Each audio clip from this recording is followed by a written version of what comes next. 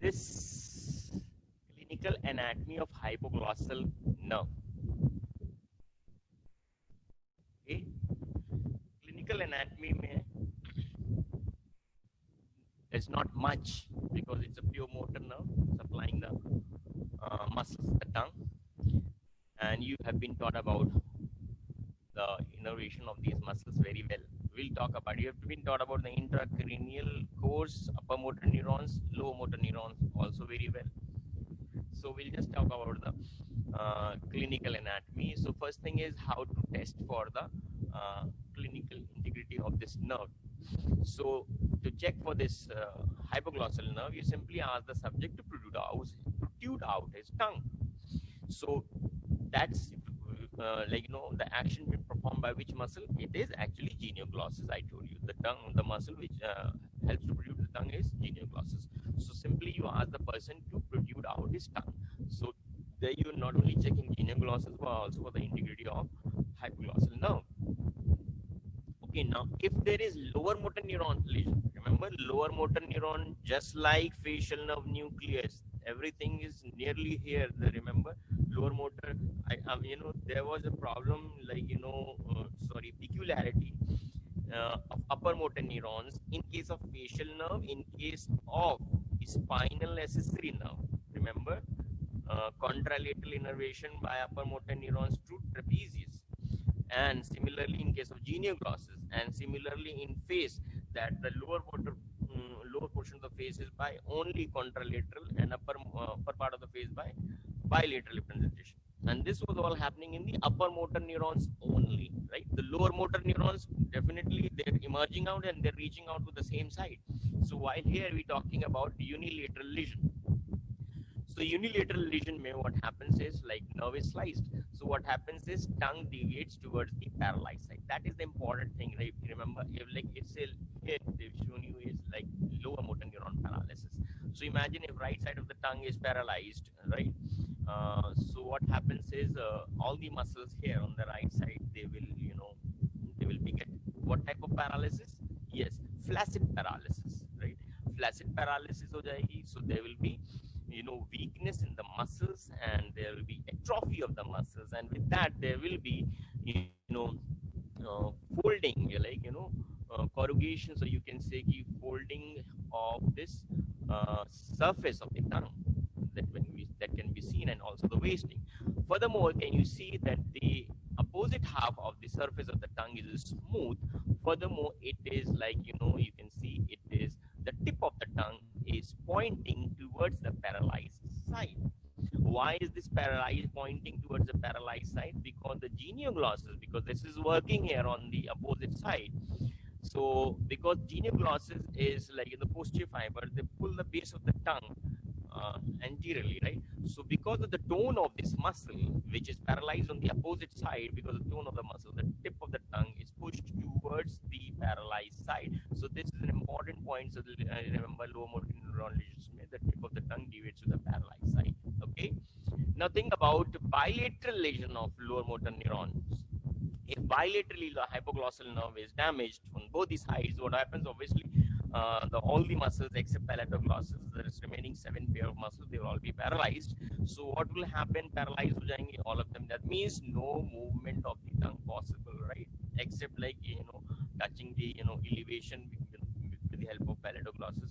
Rest all the muscles will be paralyzed. So when your tongue gets paralyzed, what happens? Your speech will be speech will be altered, of course, here also.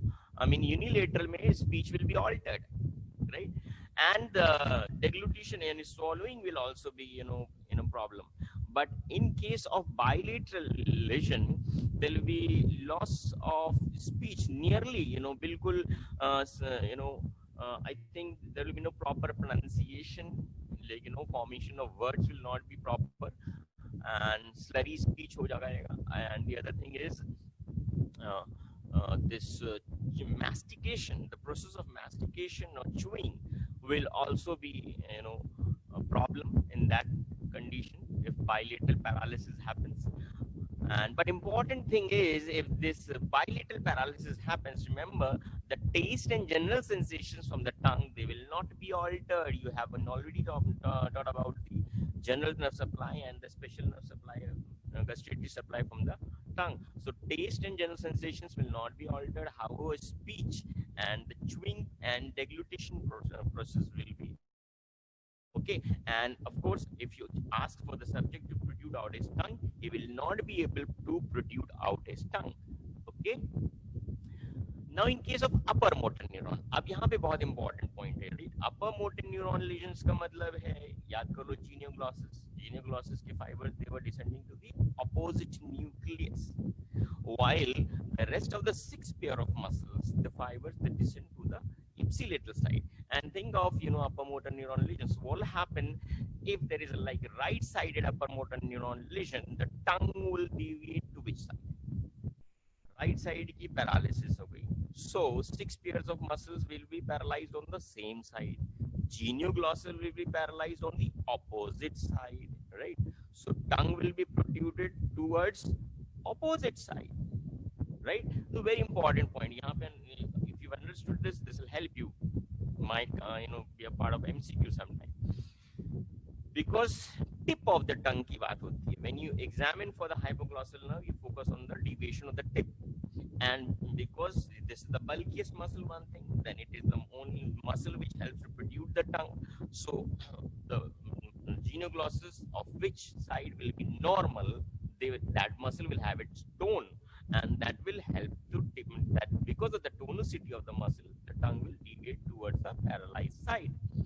Got it? So in cases of upper motor neuron lesion, paralysis, first of all, in lower motor neuron, there will be paralysis wasting. You have been taught in detail. There was a separate lecture upon upper motor neuron lesion and lower motor neuron lesion.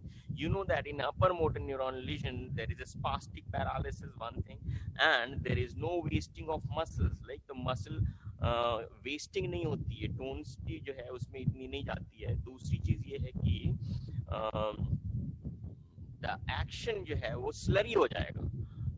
Paralysis without wasting is one thing, and sluggish movement, which will cause a defective speech, and the contralateral will be mainly contralateral genioglossus is impaired, right?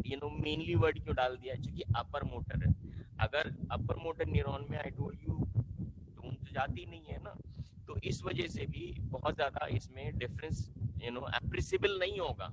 Of course, the person will not be able to speak very well. There will be slurring and wasting, sluggish speech. But because mainly contralateral genioglossus is impaired, so the tongue will deviate towards the opposite side of the lesion. Okay? So tongue deviates to the opposite side. Opposite side, why? Because the side there is paralysis, genioglossus on that side is fine. It's working. So, and genioglossus, the opposite side is paralyzed, right? So, from the normal, from the side where this nerve is damaged on the right side, that side genioglossus is fine. So, that will produce the tip on the opposite side. But I told you again that this will not be very much appreciable, unlike the unilateral lower motor neuron, because इसमें जो paralysis है वो flaccid paralysis.